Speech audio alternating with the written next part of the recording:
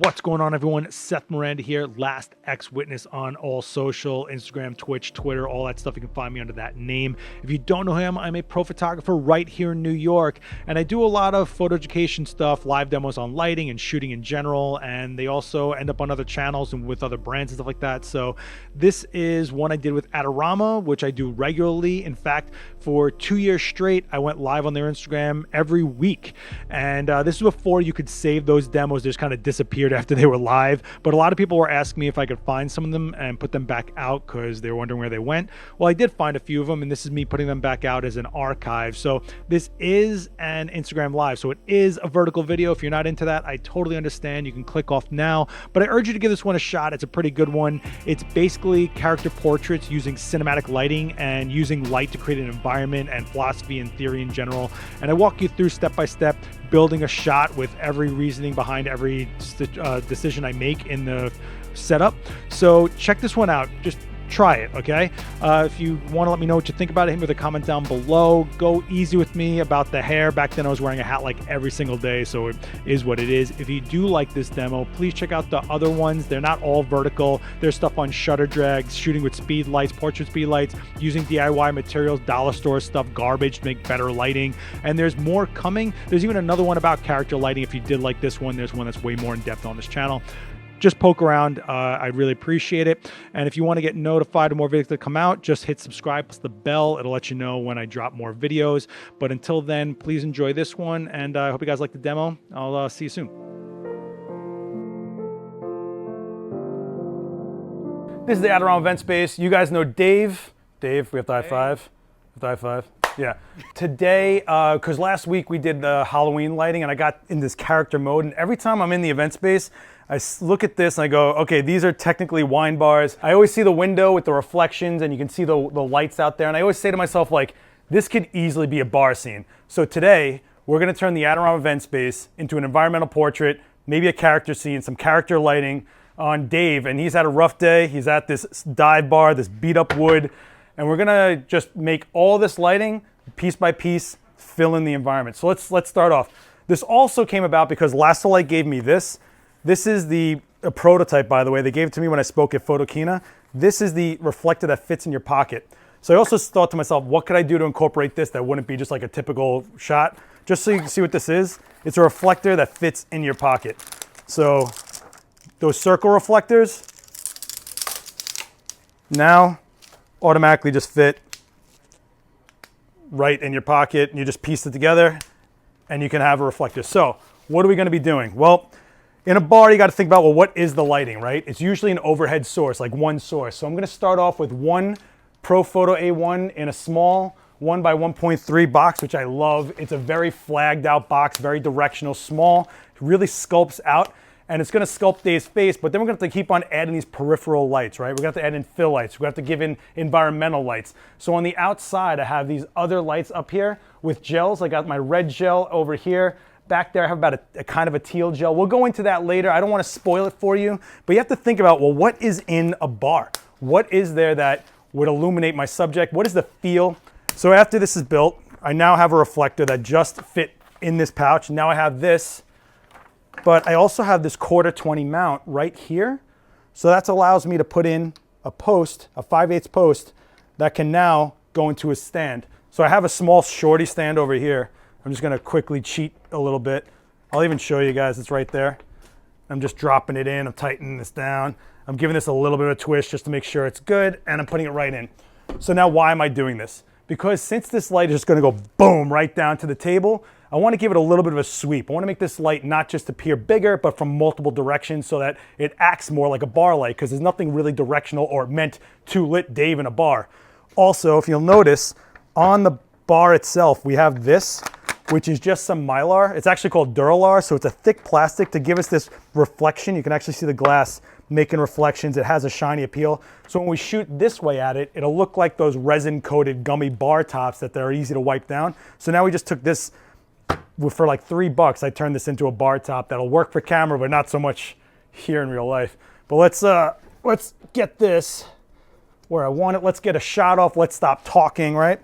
I'm going to be using my Nikon D850 with a 24-120 lens. I'm probably going to be going to about an 85. I'm also gonna be using Profoto A1, so this on-camera flash is also gonna come into the equation, but let's start off with one light. Dave's gonna have a hard day. I'm also gonna shut off some of these lights because I'm gonna be shooting at such a wide open aperture, they're gonna start affecting my shot.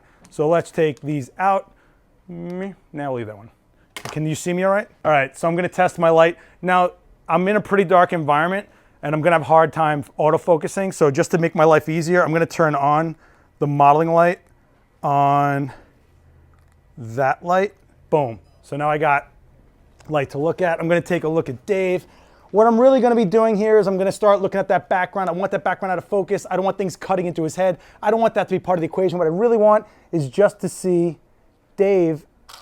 All right, one light.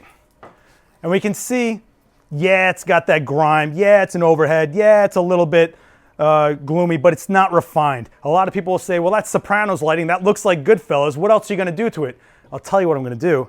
I'm gonna turn this light on, but I also have a CTO half cut on here, meaning it's gonna be a little orange. Why am I doing that? Because if the light's reflecting off a bar and a bar is wood, it would be a warm reflection. So to break up those shadows in his face, I'm gonna use a warm light. So let's turn this light on, head on.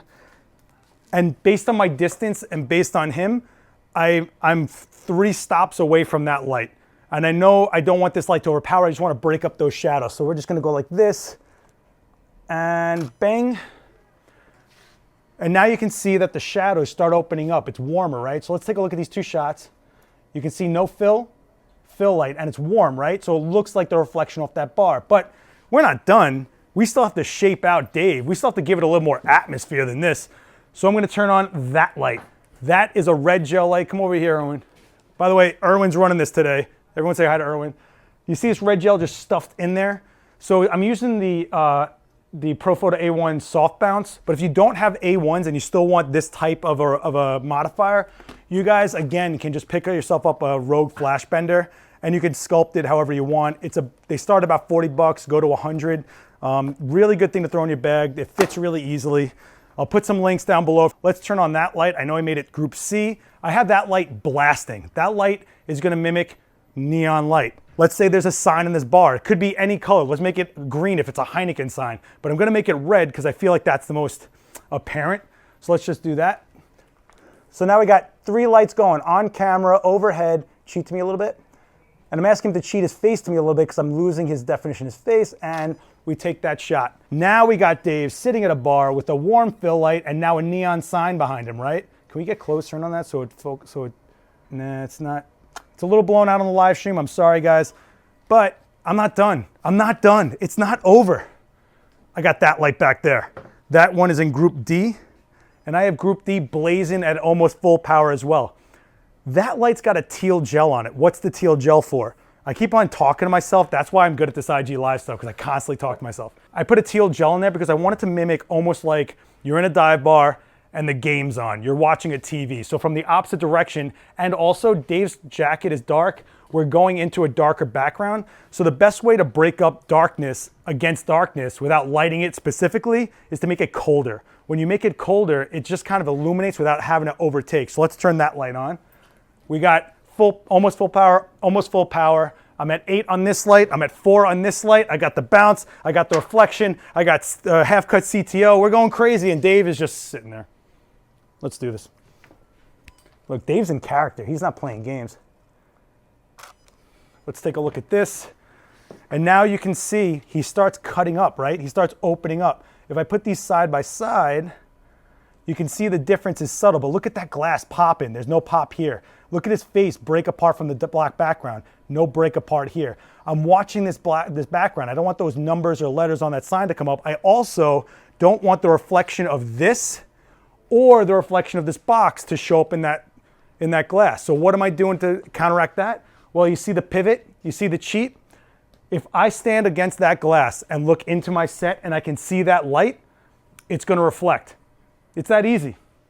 This one, I just have to make sure that when I'm shooting him, I cut over a little bit because angle of incidence equals angle of reflection. If it's over here, the reflection, not in my lens. Wait, there's more. What else is in a CD bar? Remember this stuff from last week, guys? Atmosphere. So it's just a fog machine in your pocket that lasts for a little bit. Well, I'm sorry, but you're going to be in like a really shady strip club in 1994. Okay? Cool. So that's why I'm depressed. Yeah, that's why he's depressed. So I'm going to kick it behind him. I don't want to go in front. I don't want to interrupt my focus. I could, but then there's like no going back. I have to wait for it to clear out. So I'm just making sure it's in my peripheral lights. I'm going to let it hang real heavy because I'm going to be shooting. Dave was like, I could do it, but I want him to stay in character. Remember, when you're shooting character, half the game is them. All right. Let's take a look. And now we have some real atmosphere going on. So we were here. Whoops.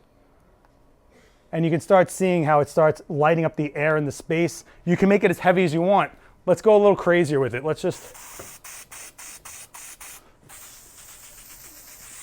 Oof, a little too much. A little too much. It's going to be a little bit tacky, but you know. There we go. Look at how heavy that is. And you guys can dust this in as much as you want, as little as you want. Here to here to here. But let's break this down, right? So we started with a single light. We went to a fill light with the warmth on it, right? So it's like it's reflecting off the wood. Then we put the neon light behind him, that red neon light. You see it? Red neon light. Then we put the blue TV on, and you see how the front of his jacket lights up, but it's not too much. Then we start putting the smoke in there, and then we start realizing Dave's broken dreams are real. Are there any questions about this? It was a lot. I'm going to grab water really fast. Fletcher Adcock says Fletcher. That it looks great. Also, can you put the can on screen again so you know the name of it? Yeah. So this is Atmosphere. It's a real quick trick. It's about 15 bucks a can.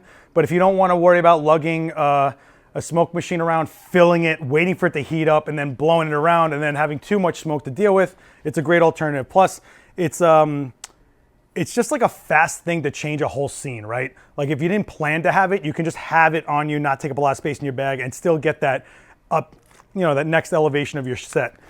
Just keep in mind that the best way for this to show up is for light to be backlit through it, which is why it's working so well here. We have the neon red, we have the teal TV, it's lighting through it. And it also, it's almost like lighting air because you're not gonna light air on its own, but this is something that hangs a little bit. I think, oh, by the way, this is iced tea. And I just wanna say these glasses were 62 cents and I'm psyched on that. All right, cool. Remember guys, if you do not have Profoto A1s and you're using traditional speed lights, this soft bounce can be mimicked a little bit with these flash benders by Rogue. I've been a big fan of these for a while, but now that I'm on the A1s, I'm kind of liking this soft bounce, but either way, you can still use these. The Halo reflector that you guys saw me pull out of a bag that'll fit in my back pocket by Lastolite. I think that's all we use. Get yourself a pack of gels, right? Get yourself some Roscoe packs. Oh, look at how trashed my stuff is. Get yourself a pack of Roscoe gels, right? There's a ton of different variations, but you can find colors you like. That neon sign didn't have to be red. It could have been anything. Like I said, it could have been green for Heineken or blue or purple or something like that. I just find that red is the first one that people automatically go, oh, it's a neon sign. What we did before was I actually made that teal gel super blue, so it looked like there were cops outside this bar and Dave just looked like he didn't care. But I felt like, I think we both felt like the teal was more natural to a TV look. Yeah, so any questions on this one? Don't forget, you can do a lot with just cheating things. This is just plain Duralar that I got from an art store. You can use Mylar. You could even use just shiny plastic, whatever works. Just try to get a sense of where you're putting your character and what the environment itself is. Listen guys, thank you so much. You guys can follow me at LastXWitness on almost all social media, including right here on Instagram. Okay. I'm about to drop. This was awesome. Thank you guys so much. Last X Witness. Peace.